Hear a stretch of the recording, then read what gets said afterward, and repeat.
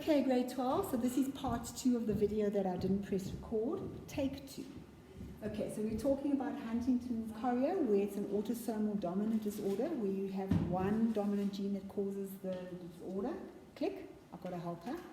Okay, we've talked also about sex linkage, where the mutated gene is found on the longer arm of the X, and we talked about hemophilia. So a male with hemophilia would have one X chromosome with the mutated gene and a Y chromosome, and they bleed very profusely, even from a small cut. It's very thin blood. They don't clot properly. All right, click.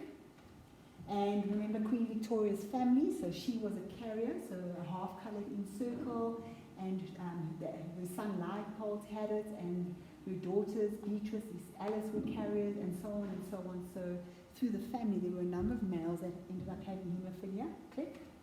And color blindness, remember we talked about that. All right, same genotype, different gene. Click. Okay, so this is the last slide. So out of 1 million conceptions, click. So out of 1 million conception to conceive, there could be a lot of genetic abnormalities that the fetus doesn't even survive, or there's a spontaneous miscarriage, or children are born that are normal or might have a genetic defect. Click. So out of 1 million conceptions, there might be 150,000 spontaneous miscarriages.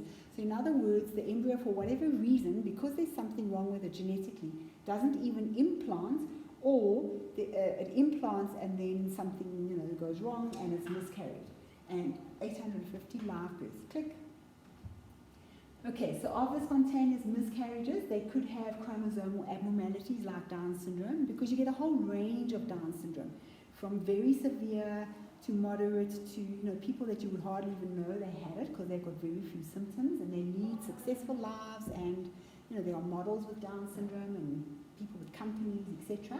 And other kinds of genetic abnormalities could also lead to spontaneous miscarriages. Click.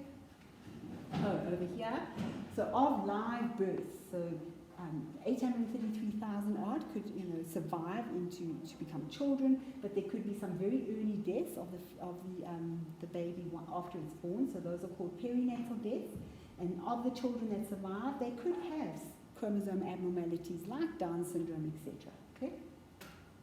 Okay. So spontaneous miscarriages, why? Well, the more severe ones. So severe trisomics like Down syndrome, etc., Patau syndrome, Edwards syndrome, the ones that I showed you but you don't need to know about. Severe forms of X, where a female only has one X chromosome but it's severe.